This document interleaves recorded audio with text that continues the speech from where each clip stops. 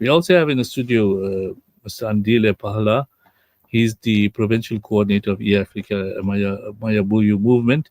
Andile, good evening and welcome to News in Focus live on Radio Al Ansar. Thank you, thank you. Thank you for inviting us, and it's an honor to be in your presence. And we look forward to an interactive interview. No, most certainly. Andile, you've heard the challenges that Amdoni is facing. Now, the common challenges that have been reported by ratepayers of eThekwini is, in addition to those five, challenges, they've added on electricity. Now, there's frequent outages. Load shedding has stopped, but in the Overport area, and Abdul will add when he comes in, you have a lot of different areas. People are complaining, our lights are gone. It came back only after about 4 or 5 hours. So there's a regular outage of electricity, notwithstanding load shedding has stopped. Then there's stormwater and sewer blockages, particularly sewer. Now, sewer is going into the seas and causing a problem with bathing facilities in the different beaches, and that's affecting tourism. And in addition, blocked sewer and stormwater is affecting the areas. And many places, it's as a result of informal settlements that have conglomerated. The infrastructure is not adequate to take care of the excess sewer and stormwater. The third one is the issue of human settlements, where the provision of housing has come to a standstill. In addition, they are basically collecting a lot of bribes, they're corrupt, and many of them are lazy. So basically, I want you to just reflect on some of these service delivery challenges in eThekwini, and maybe you want to elaborate on a few in your tenure of office there in the last few years, Andile. Thank you again. I think what needs to be noted here is that corruption is the main cause of the decay of service delivery.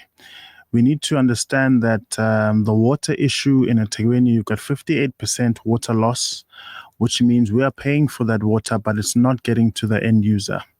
Secondly, we have an issue where we've got water treatment plants. Out of 25, 23, their accreditation is not even up to standard, which then questions that the quality of water that we are consuming, quality of water that is being utilized by us, is it up to standard?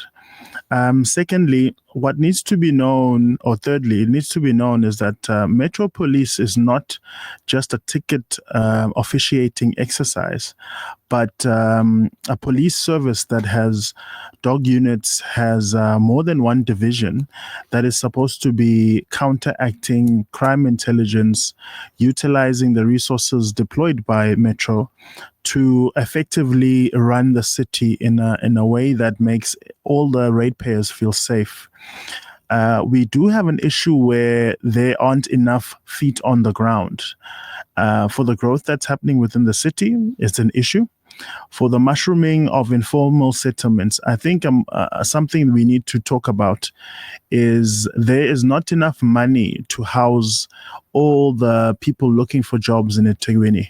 We do understand that this is the metro within the province, but the reality is that we find ourselves now housing informal settlements that aren't catered for in terms of budget fiscus.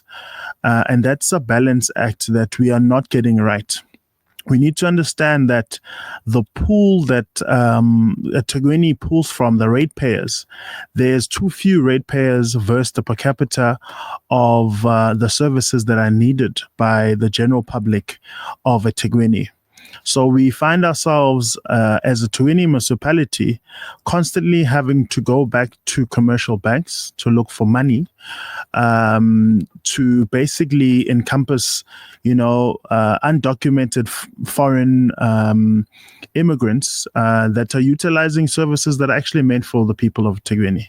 So there's a mushrooming of issues, corruption being one, from losing grants within eThekwini municipality due to non-compliance, due to audit queries. Those are things that We can't keep quiet and sit on the sidelines and complain and talk about, the normal problems that should be solved by us, as politicians and people who are serving the community.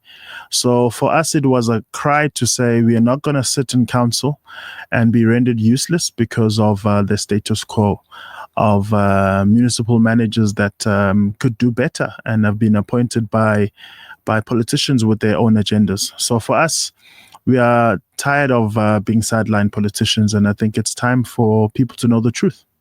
Now, Andile, before I go for a break, I note that you've quit as a councillor probably because of the frustration of lack of service delivery.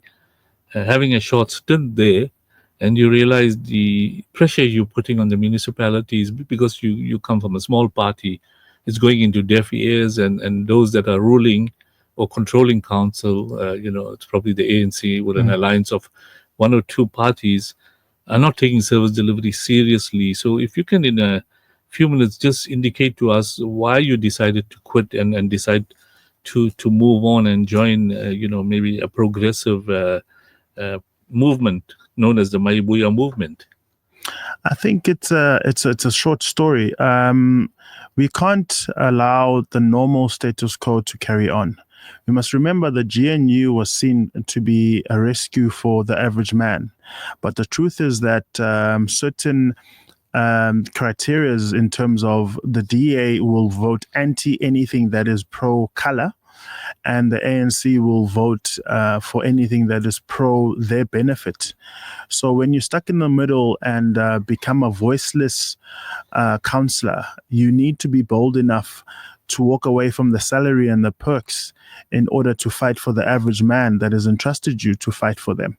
The truth is, politics is a game of numbers. And if you don't have the numbers, you don't have a voice. So we are here to tell the truth, and the truth will set us free.